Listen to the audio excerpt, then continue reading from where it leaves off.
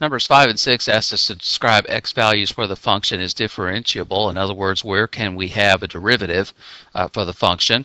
And we can have the derivative at most points on a graph of a function or on a function, but there are some points where the function doesn't exist. Let's just talk about those types of points for a moment, and then we'll go back and look at 5 and 6 and identify where the function where the derivative wouldn't exist.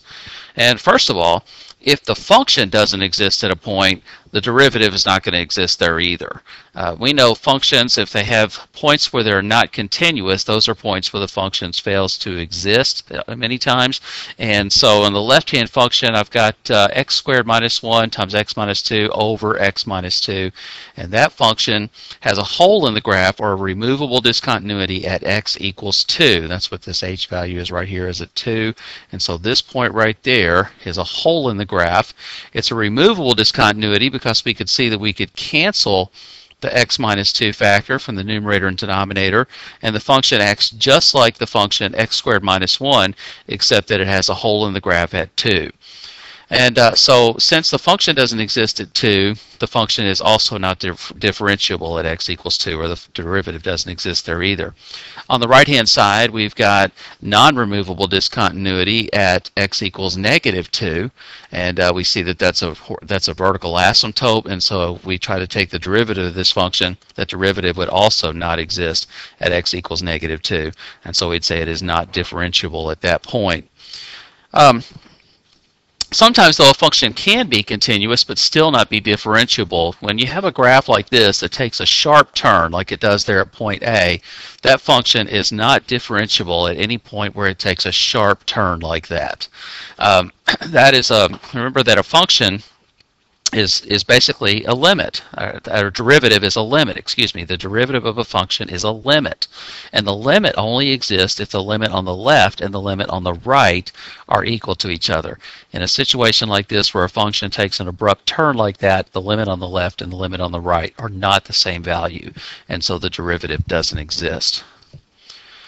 Another possibility, this is another place where a function is not continuous. With point G, when we have a function that just starts or originates at a point or ends at a point, the function is not considered to be continuous at that starting or ending point, and so it's not differentiable at that point. This function would be said to not be differentiable there at point G. And one last one. This function is continuous everywhere. But remember that the derivative is telling us the slope of the tangent line. If a function has a tangent line at a point that would actually be a vertical line, we know that vertical lines have undefined slope. So if the slope is undefined, the derivative must be undefined as well. And so this function has a vertical tangent line at G, and so the function is not differentiable at G. In other words, the derivative of that function does not exist at point G. Okay, so going back to questions 5 and 6, we can now see on the graphs pretty quickly where these functions are not differentiable. Number 5 would be differentiable at every point on the graph except at x equals negative 1. And number 6 would be differentiable at every point on the graph except where we have that vertical asymptote at x equals negative 3. Now let's answer question 7 while we're at it, because it's a very similar question. We're supposed to sketch the graph of the function 4 minus the absolute value of x minus 2. We might just come up with a little xy table to come up with some points to graph. I think point 2 would be an interesting point to see what the function looks like there, because we would get 0 inside that absolute value, and the value of y would be 4 when x is equal to 2. So I know the point 2, 4 is on the graph. Let's pick another x value, like let's go to 3. If x is 3, then I end up with 4 minus the absolute value of 1. That's 4 minus 1, which is 3. So 3 is on the graph.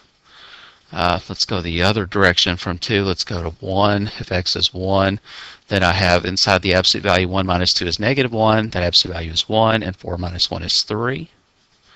And we could continue finding some points, and basically the graph of this function looks something like this. It's, those absolute value graphs give us these v-looking functions if they're linear. Okay, so there's a rough sketch of what that function looks like. And then based upon the discussion that we've just had, Part B says, is f differentiable at x equals 2? Well, no, f is not differentiable at x equals 2. That's one of those points where we were taking an abrupt turn, a sharp turn in the graph. The limit on the left and the limit on the right are not the same, so the limit doesn't exist, and so the function doesn't exist, or the derivative doesn't exist. For question A, is it continuous at x equals 2? Well, yeah, sure, we can draw this thing with